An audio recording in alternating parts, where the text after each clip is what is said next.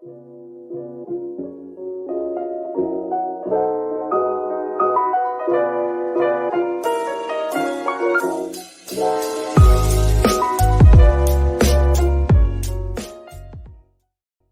guys, I'm Dee Dee West, and this is Broken Limelight. Today's episode is going to be a little bit different. I am going to tell you about the strip search phone scam. This was a series of incidents that occurred from 1992 to 2004. A man called up a bunch of restaurants and grocery stores and claimed to be a police officer, and he would speak to the managers of these businesses and convince them that one of their employees or customers was a criminal. And he would actually get these managers to do weird things like conduct strip searches on people, supposedly on behalf of the police. These phone calls were made to numerous businesses all around the United States, but the most notable case was the one that actually led to an arrest. This happened in 2004 in Mount Washington, Kentucky. If you've ever seen the 2012 movie called Compliance, it's about this true story. On April 9, 2004, 18-year-old Louise Ogborn went to work her shift at McDonald's. Louise was a churchgoer, a former Girl Scout, and just an all-around good girl. She had taken this job at McDonald's, which paid $6.35 an hour, after her mother lost her job.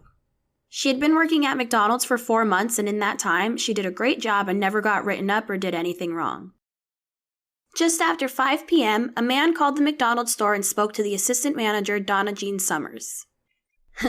Donna Summers. We'll just call her Donna. The man on the phone claimed to be a police officer named Officer Scott. He told Donna that he was working on an investigation into that McDonald's, and he had McDonald's corporate on the other line, as well as the store manager, Lisa, who he mentioned by name.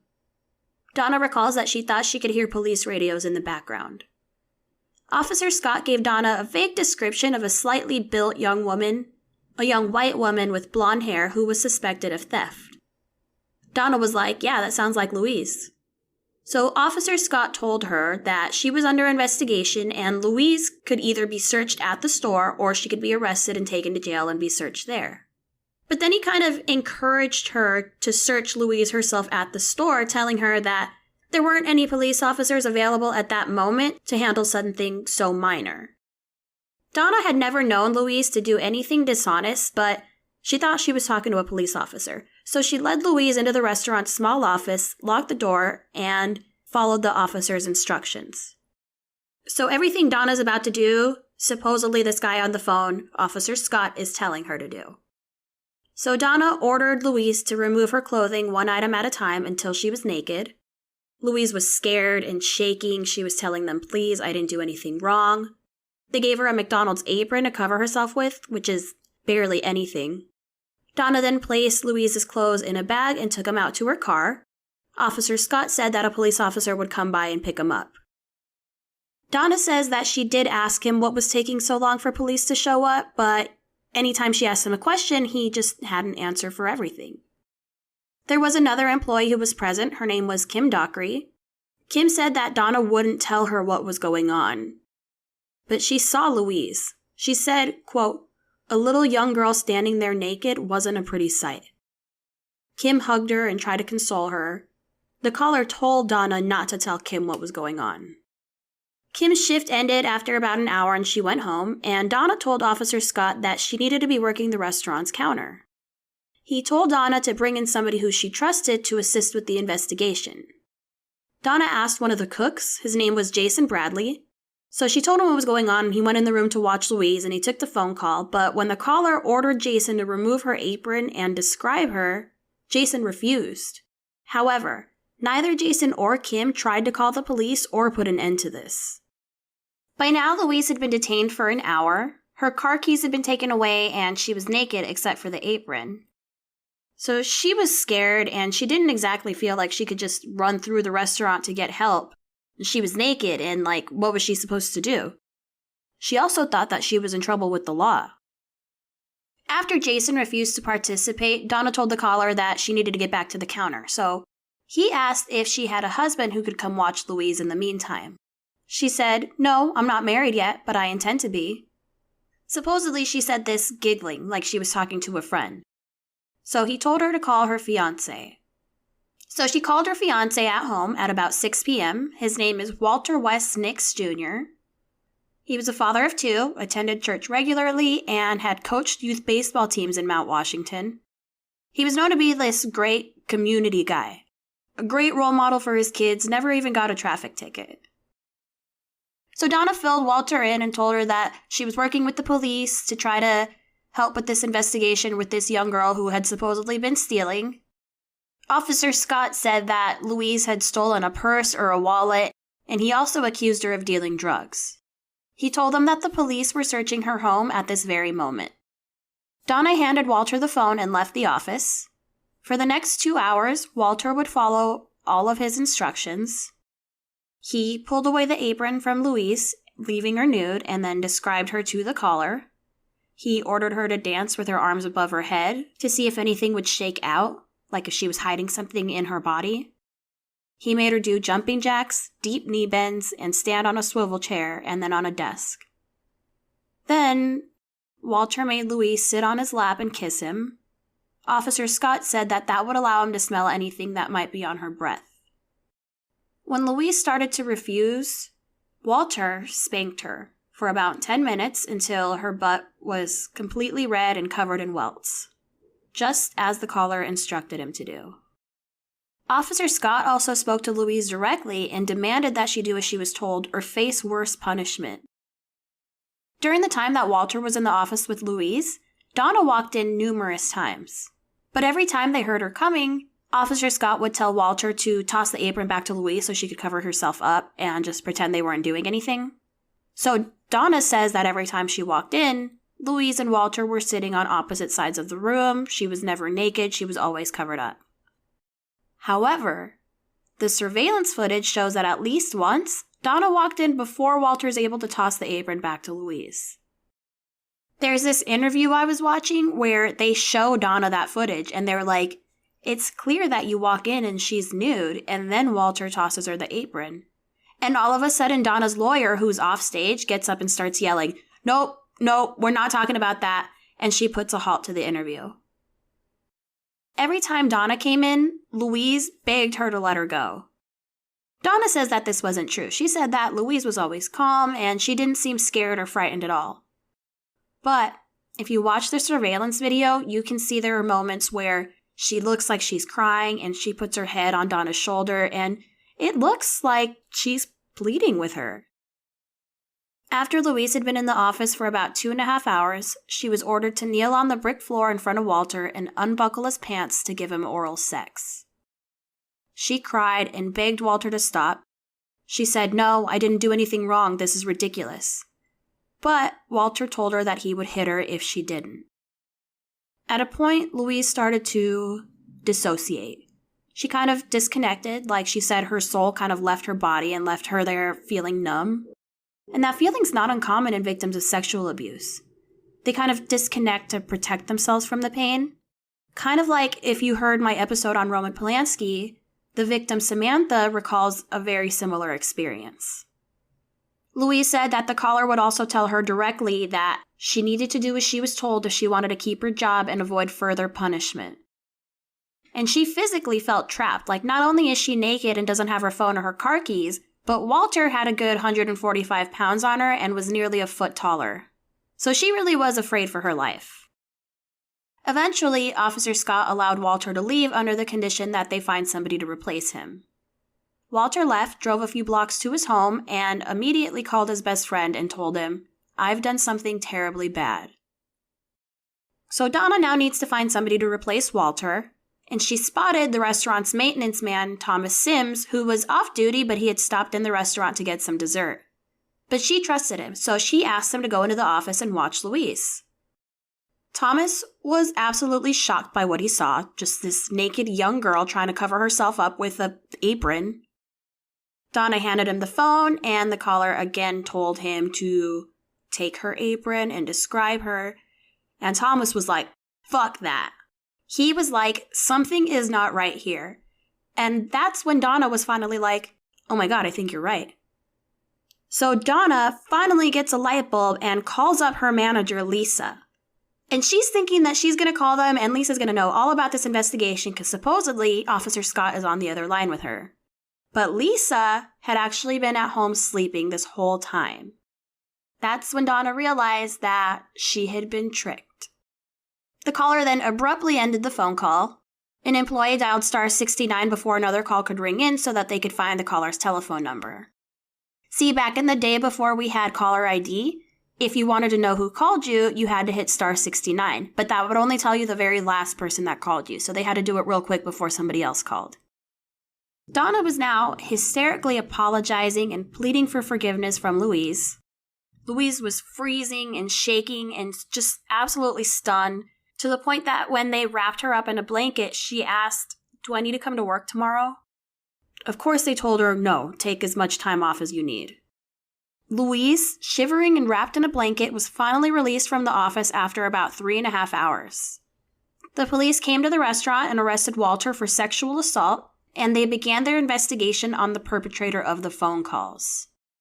Later in her deposition, Louise said, "I was bawling my eyes out and literally begging them to take me to the police station because I didn't do anything wrong. I couldn't steal. I'm too honest. I stole a pencil one time from a teacher and I gave it back." Later that same evening, Donna went back and watched the surveillance footage and saw everything that Walter had done to Louise. She called off their engagement, and according to her attorney, Donna hasn't spoken to him since.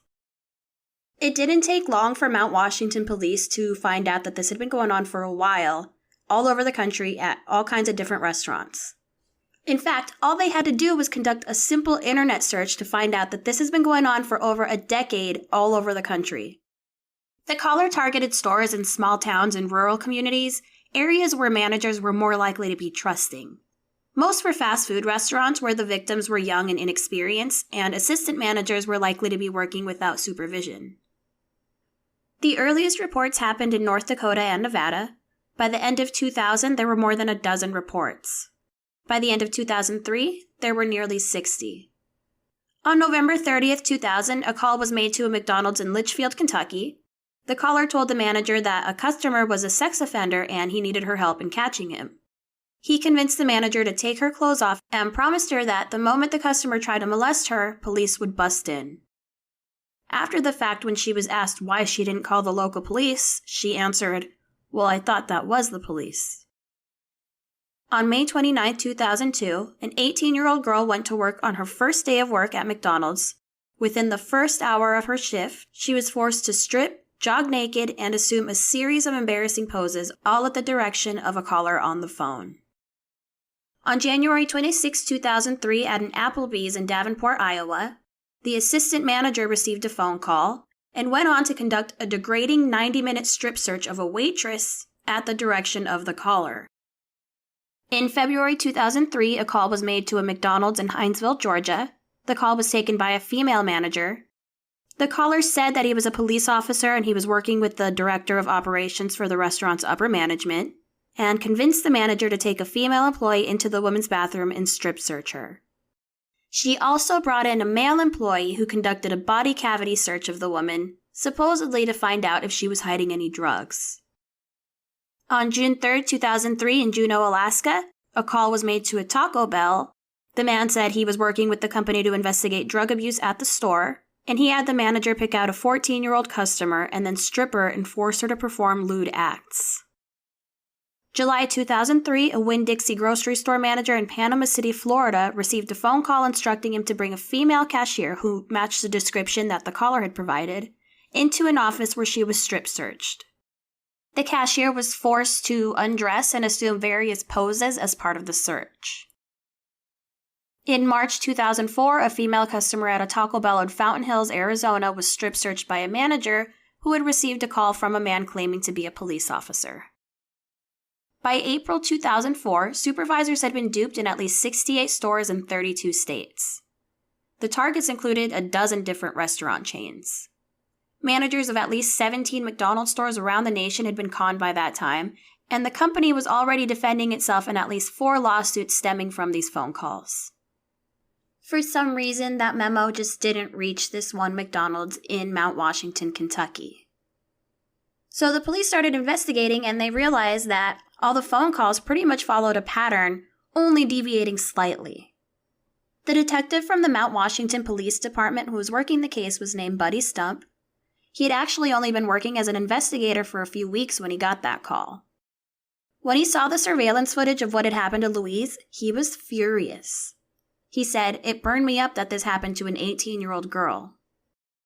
None of the other calls were actually as long or involved as many people as this one in the Mount Washington McDonald's.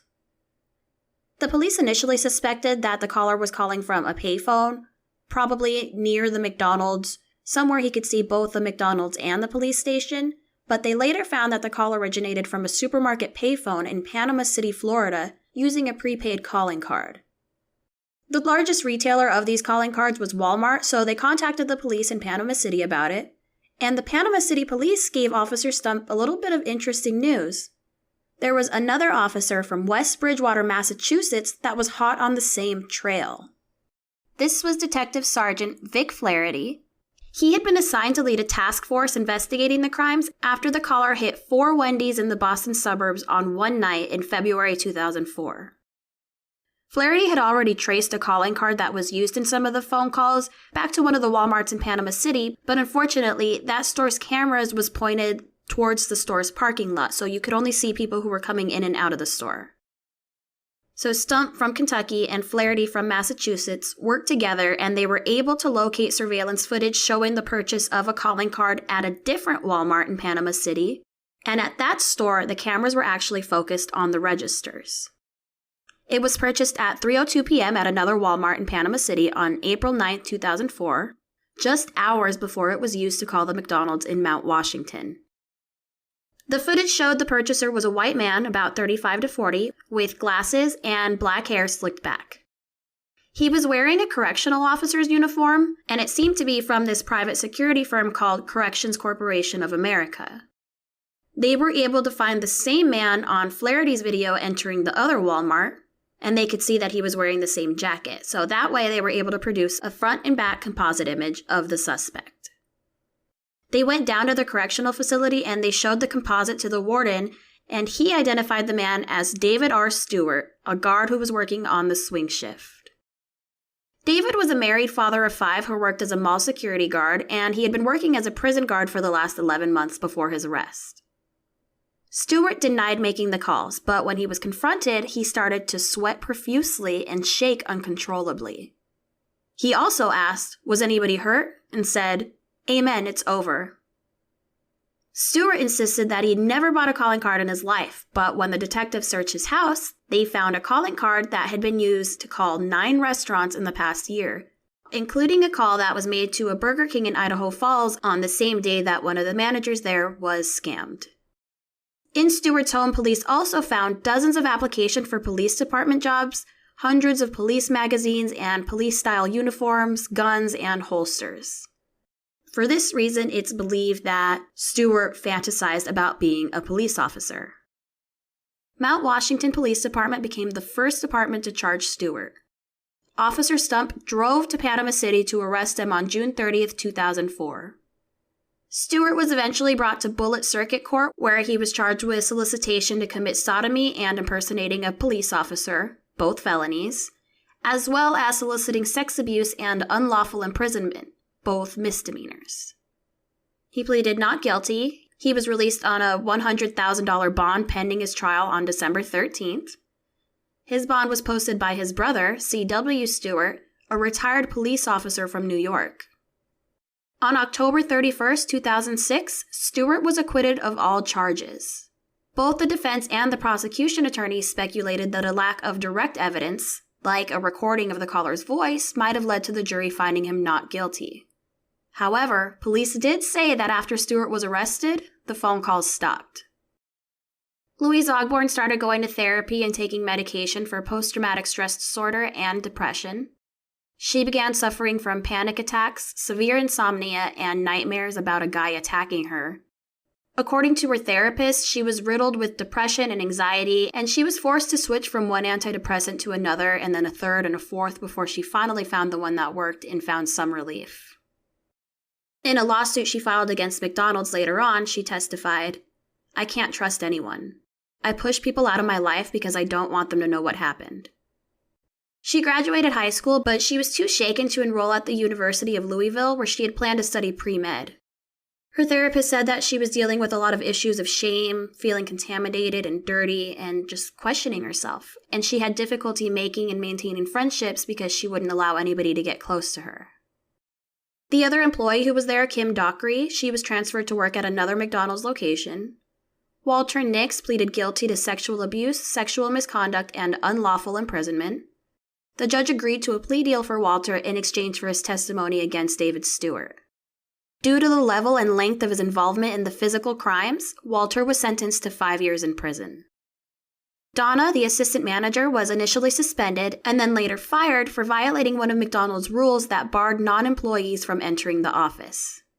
A couple weeks later, she was indicted on a charge of unlawful imprisonment.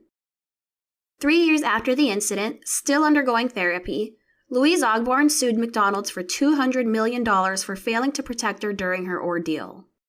She contended that McDonald's, a $19 billion company, failed to warn Mount Washington's employees about the hoaxes, even though the company and its franchises were already defending lawsuits in Georgia, Ohio, Utah, and elsewhere in Kentucky. Louise's lawyers said, "This suit is about failure to warn, failure to train, failure to supervise." McDonald's had apparently sent a 10 to 15 second voice message to every store in the region about the scam phone calls about a week before this happened in Mount Washington, but it didn't mention anything about strip searches for one. The company also had a plan to send warning stickers to be placed on the headset and on the cradle of the phone in every store, but they had failed to execute that plan. Louise's lawsuit also named Donna Summers and Kim Dockery as defendants, saying that they forced Louise to remain imprisoned in the nude for over 4 hours. Kim Dockery declined to be interviewed, although in the court papers she denied any wrongdoing and said that Summers had kept her completely in the dark about what was going on. Donna filed her own complaint against McDonald's, alleging that the incident would not have occurred if she had been properly warned. She declined to be interviewed, but in her deposition, she angrily asked how McDonald's could have failed to spread the word. She sued McDonald's for $50 million, saying, "You've destroyed 3 lives. Hope you're happy." McDonald's sued Donna back and also sued Walter Nix Jr. They stated that McDonald's clearly noted in their employee manual that they had a policy against strip searches. McDonald's lawyers said, "The employees didn't read it, and that's all we can say." McDonald's team insists that they did everything else that every other restaurant did, maybe even more. McDonald's also blamed Louise for what happened to her, saying that her injuries, if any, were caused by her failure to realize the caller wasn't a real police officer. This poor girl. When they were questioning her during a deposition, they suggested that even though she had no clothes, she could have walked out of the office, but she stayed there voluntarily to clear her name. They said, "Did it ever occur to you to scream?" Louise declined to be interviewed on the advice of her lawyers. Her therapist said that she followed orders because her experience with adults has been to do what she's told, because good girls do what they are told. I watched an interview with Louise where she's explaining, "My parents taught me that when an adult tells you to do something, you don't question it, you just do what you're told, no questions asked." Louise Ogborn won a $6.1 million verdict against McDonald's, and the judgment was upheld by the Kentucky Court of Appeals, which said the company's legal department was fully aware of the hoax calls to its restaurants, yet its management team made a conscious decision not to train or warn employees or the managers about the calls. They also awarded Donna with $400,000. The jury had decided that McDonald's and the unnamed caller were each 50% at fault for the abuse to which Louise was subjected. In November 2008, McDonald's was also ordered to pay $2.4 million in legal fees to the plaintiff's lawyers. McDonald's then appealed to the Kentucky Supreme Court. While its petition was pending in 2010, Louise settled with McDonald's for $1.1 million and abandoned her claim for punitive damages. After the court's decisions, McDonald's revised its manager training programs to emphasize awareness of scam phone calls and protection of employee rights. Stewart, aka Officer Scott, has always declined to be interviewed, but he wrote a letter responding to Louise's lawsuit in Bullitt Circuit Court, where he said, "I received your notice, but I'm in no way responsible. I feel bad for your loss because I am a victim as well. I lost my job, my home, and my car, all over something I did not do." His lawyer said that he's not even bright enough to pull off these hoaxes. He said, "Based on numerous conversations with my client, I don't believe he is persuasive or eloquent enough to convince somebody to do these preposterous things." Ultimately, of the 70 confirmed locations where the calls triggered strip searches, 53 were fast food restaurants and 9 were sit-down restaurants. And the caller wasn't always successful. Phone records showed that he sometimes called as many as 10 stores before finding one where the manager would take his bait. Some of the managers cried as they carried out his orders, but others were pretty zealous as they did as they were instructed. At this one Burger King, a supervisor was so intent on finishing a strip search of a 15-year-old girl in 2001 that when the girl's father went to pick her up from work, he had to jump over the counter to end her humiliation. At another Burger King, a manager was strip searching an 18-year-old, and he fought off the worker's mother and boyfriend so strenuously that the state police had to be called. And the phone calls got more and more perverse over time. In 2003, at a McDonald's in Georgia, a 55-year-old janitor was told to put his finger inside the vagina of a 19-year-old cashier, supposedly to look for contraband. In 2004, at a Sonic restaurant, the caller convinced a 16-year-old manager to perform oral sex on a 21-year-old male cook, and then got the cook to strip search the manager. A Chicago lawyer named Craig Annunziata, who had defended 30 franchises that were sued after these scams, said that every manager he interviewed genuinely believed that they were helping police. He said they weren't trying to get their own jollies. Many of the supervisors were fired, and some of them were divorced by their spouses. Others required counseling. Of course, there's a lot of discussion about whether the managers were wrong to do this or if it was just human nature. Another lawyer said, "You don't have to be Phi Beta Kappa to know not to strip search a girl who was accused of stealing change." A Fox commentator asked how the managers who went along with this could be so colossally stupid. A federal judge noted that even though the incidents were triggered by some pervert, the managers still had a responsibility to use common sense and avoid falling prey to such a scam.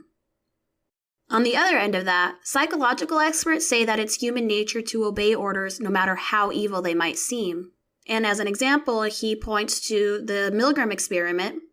This was an experiment done at Yale where there was a guy sitting there and all these students were told that they needed to push a button to shock him every time he made a mistake.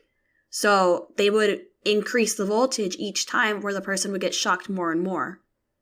In reality, the person getting shocked was an actor and wasn't getting shocked at all. Yet nearly 2/3 of the subjects gave what they believed were paralyzing jolts to a pitiful protesting victim just because an authority figure had commanded them to do so. There was a guy in a white coat that was telling them to increase the voltage and keep shocking him. That was important, I'm sorry. Anyway, Milgram wrote, "With numbing regularity, good people were seen to knuckle under the demands of authority and perform actions that were callous and severe." Dr. Thomas Blass said, "Once you accept another person's authority, you become a different person. You are concerned with how well you follow out your orders rather than whether it is right or wrong." However, it is important to note that 1/3 of the participants in the Milgram study refused to shock the individual. So that also says something. So the Milgram experiment might help explain why supervisors went along with the caller, but it doesn't absolve them of responsibility. Just like how there were some managers at some of the restaurants who refused to go along with the caller's orders. Another experiment that's not quite the same, but it still has a lot to do with this thing about authority figures is the Stanford prison experiment, where they basically had this class of psychologists and they built this fake prison in the basement of the school. And some of the students were going to be correctional officers, like prison guards, and the other half was going to be prisoners. This experiment ended up getting shut down after less than a week because people really got power hungry. The correctional officers did start to lose sight of the whole project, and they just abused their, classmates. And the classmates, became total prisoners. They had no option but to do what they were told because they were getting abused. It's a crazy experiment, but look into it. It's just really interesting how once you're put in those roles, it's everything changes. Another interesting point, there's a Canadian sociologist who wrote a book called Making Fast Food from the Frying Pan into the Fryer. She concluded that the most prized trait in fast food workers is obedience. She says, the assembly line process very deliberately tries to take away any thought or discretion from workers. They are appendages to the machine. Along with that, a private detective said, you and I can sit here and judge these people and say they were blooming idiots, but they aren't trained to use common sense. They're trained to say and think, can I help you? The caller was unusually persuasive, according to workers across the country who had spoken to him. He was calm and had an authoritative demeanor and sounded just like a police officer. He sprinkled law enforcement jargon into every conversation, and he absolutely did his homework. He researched the names of the regional managers and the local police officers, and he would just name drop to bolster his credibility. He called some restaurants in advance and somehow ended up obtaining names and descriptions of his victims so that he could accurately describe them later. Donna said that Officer Scott knew the color of Louise's hair as well as her height and her weight. He even described the tie that she was wearing. Although, don't they all wear the same tie at McDonald's? I don't know. But still, this guy found this stuff out ahead of time. This guy was so precise that around the country, detectives just thought that he must have been watching from across the street with binoculars. But later they said that he was just a master of deception and manipulation. For example, there was one occasion where he was on the phone with a 17-year-old victim in a Burger King, and she started crying, and he told her to, quote, be a good actress and pretend like it doesn't bother you so the manager doesn't feel so bad about what he has to do to you. The same mistake that Donna made was unfortunately made by 60 other people in the country. Oh, and going back to that experiment at Stanford University, I knew there was a reason that I was thinking about that.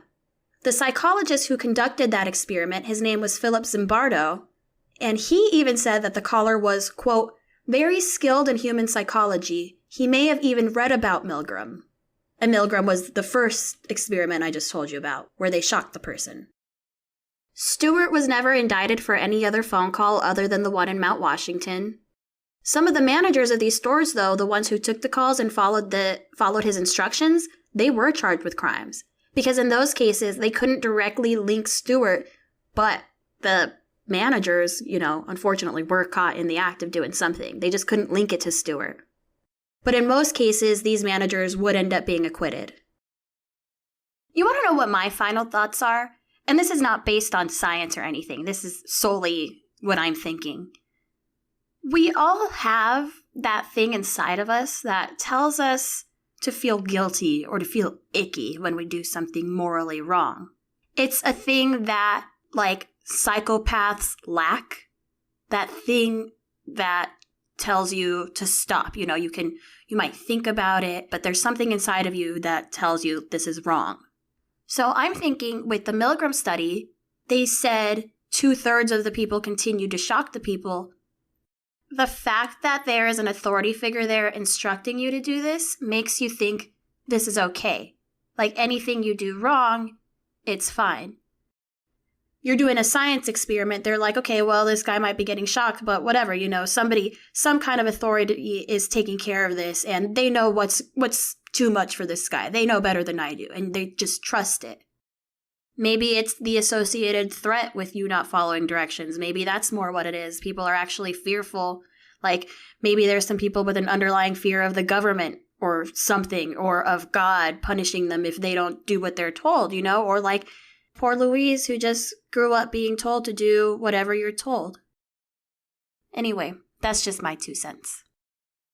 Something interesting I didn't realize, if you guys are fans of Law & Order Special Victims Unit, there was an episode that was based on this case where Robin Williams plays the caller. I'm gonna go watch that right now. I'm gonna link a video to brokenlimelight.com under this episode's page where you can see interviews from Donna Summers and the psychologist Zimbardo. And there's also some footage from that day. So be warned, because it is kind of graphic. I mean, it's censored, so you can't see her, but you can tell that she's naked and you can see kind of what she's doing. There's a part where Donna's being interviewed and the guy's telling Donna, you can see in the video that she's crying and she's pleading with you. And Donna was like, she wasn't crying or begging when I was in the room with her. But you can see it on the footage. And Donna even hugs her and comforts her for a moment. Alright guys, well don't forget to check out brokenlimelight.com so you can see those videos and pictures of this case. I also list all my sources under there. Feel free to leave a comment for that episode, or if you have any questions, I'm happy to try to research it for you. If you have suggestions for future cases, reach out to me. Send me an email. It's ddwest@brokenlimelight.com. You can also leave me a review on there. You can send me donations for beer money. And sometimes I'll give you a little sneak preview of the future cases I have coming up. Thank you guys so much for listening. Bye-bye.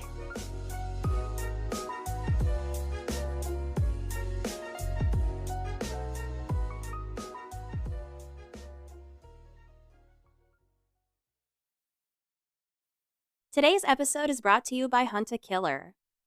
Hunt a Killer is a monthly mystery subscription box that's truly one of a kind. It's basically like a true crime case in a box. It comes with case files, codes to decipher, detailed backgrounds about the suspects and the victims.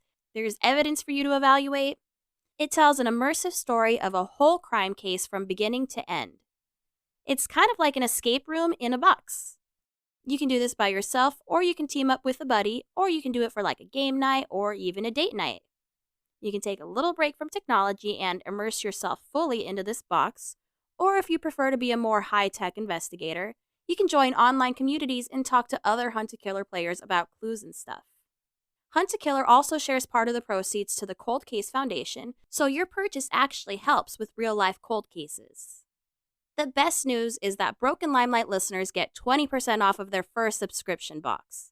So go get started now at huntakiller.com, and don't forget to use the code BROKENLIMELIGHT to get your 20% off. That's Broken Limelight, all one word.